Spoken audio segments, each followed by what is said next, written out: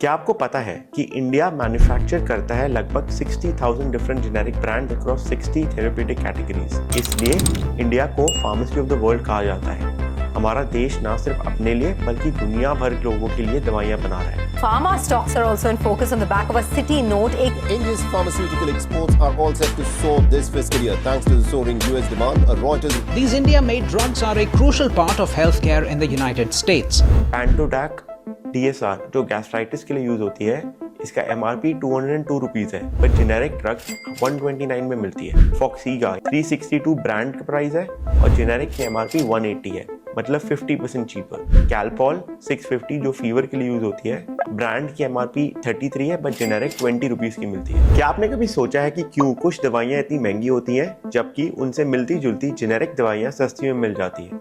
क्या जेनेरिक दवाइयों की क्वालिटी ब्रांड नेम दवाइयों से कम होती है या फिर हम सबको उन्हें विश्वास से लेना चाहिए?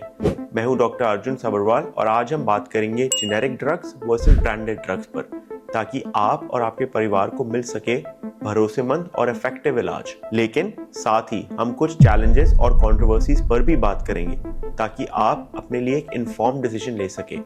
अगर आप जेनेरिक मेडिसिन लेते हैं तो नीचे कमेंट में जरूर लिखिए। मैं किडनी पेशेंट्स के साथ काम करता हूं और देखता हूं कि उनकी दवाइयों का खर्चा कितना बड़ा फाइनेंशियल बोझ बन सकता है। क्रॉनिक किडनी डिजीज जैसी बीमारियों में लोगों को लॉन्ग टर्म तक इलाज कराना होता है और ब्रांड नेम दवाइयां कभी कभी पेशेंट्स के लिए प्रॉब्लम बन सकती है। लेकिन क्या आप जानते हैं कि इंडिया में जेनेरिक दवाइयों का इतना बड़ा मार्केट है कि हमें उन्हीं ब्रांड नेम दवाइयों का अफोर्डेबल सब्स्टिट्यूट आसानी से मिल सकता है। आज हम समझेंगे कि जेनेरिक दवाइयां क्या है, इंडिया को फार्मेसी ऑफ द वर्ल्ड क्यों कहा जाता है और कैसे हम सब इसका फायदा उठा सकते हैं। HSBC has came out with a report on Indian pharmaceuticals wherein India is one of the fastest growing pharmaceutical markets in the world and they've established themselves A remarkable growth rate, reaching $27 billion in sales, nearly twice as fast as last year. India manufactures more than 60% of all vaccines.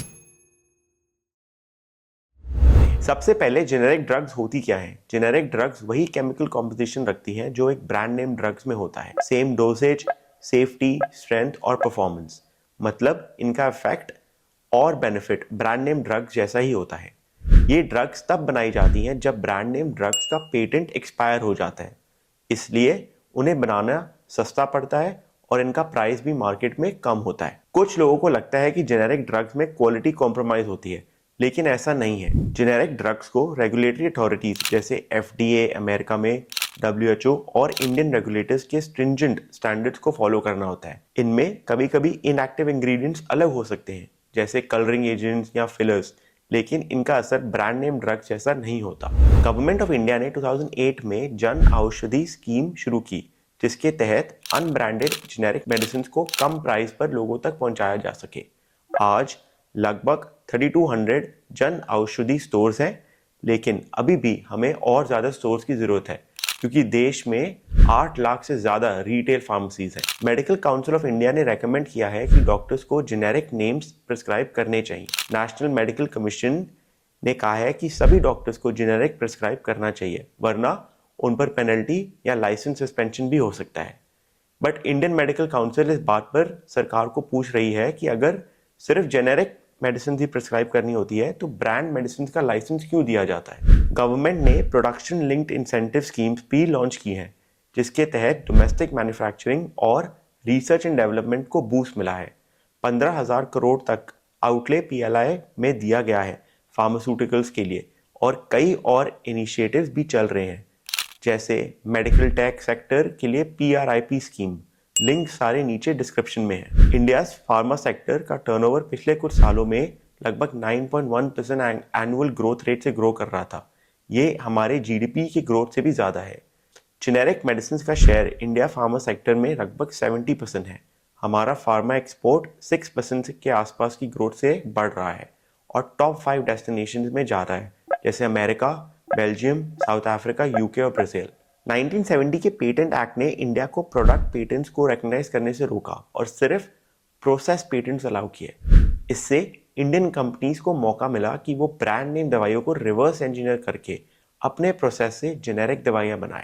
1995 के trips agreement के बाद India ने अपने patent laws को update किया, लेकिन इससे हमारा R&D इन्वेस्टमेंट बढ़ने लगा और हमें ग्लोबल स्टैंडर्ड्स पर कंपेयर करने लगे। कई लोगों को डर लगता है कि जेनेरिक दवाइयों की क्वालिटी ब्रांड नेम दवाइयों से कम है, लेकिन FDA, WHO और इंडियन रेगुलेटर्स क्वालिटी स्टैंडर्ड्स पर फोकस रखते हैं। हर बैच में थोड़ा बहुत वेरिएशन हो सकता है, चाहे ब्रांड हो या जेनेरिक, बट ये वेरिएशन क्लिनिकली सिग्निफिकेंट नहीं होता। जेनेरिक ड्रग्स को ब्रांड ड्रग्स के मुकाबले 80 to 125% की बायो इक्विवेलेंस रेंज में रहना पड़ता है, जिससे इंश्योर किया जाता है कि ड्रग इफेक्टिवनेस सेम रहे। इंडिया में अब स्ट्रिंजेंट गाइडलाइंस आ रही हैं, पर अभी भी हर मॉलिक्यूल के लिए इन वीवो या इन विट्रो टेस्ट मैंडेटरी नहीं है।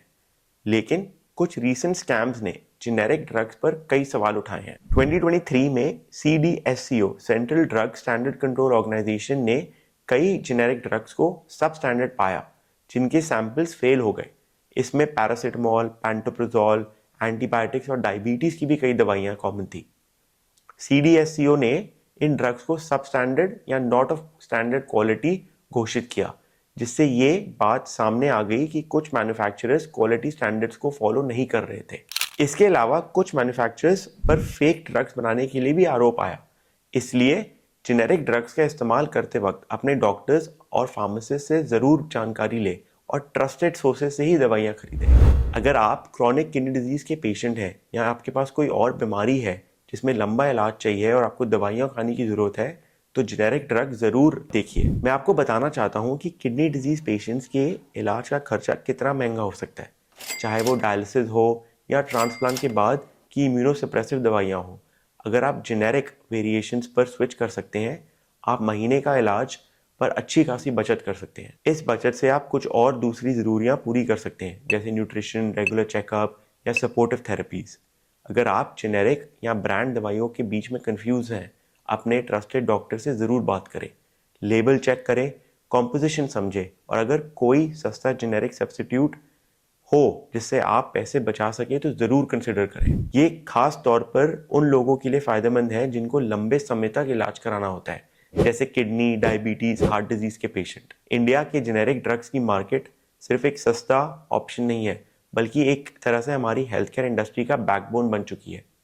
क्वालिटी स्टैंडर्ड्स, गवर्नमेंट्स की पॉलिसीज़ और हम सबकी अवेयरनेस ही इंश्योर करेगी कि जेनेरिक ड्रग्स पर सबका भरोसा बने और सभी लोगों को अफोर्डेबल हेल्थ केयर मिले। अगर आपको ये वीडियो इन्फॉर्मेटिव लगी तो इसे लाइक और शेयर ज़रूर करें, ताकि और लोगों को भी पता चले कि उनके इलाज के खर्चे कितने कम में हो सकते हैं। चैनल को सब्सक्राइब करें ताकि आपको हेल्थ और किडनी केयर से जुड़ी हर नई वीडियो की अपडेट मिलती रहे। मैं हूं डॉक्टर अर्जुन सब्रवाल और अगले वीडियो में मिलते हैं। तब तक के लिए नमस्ते।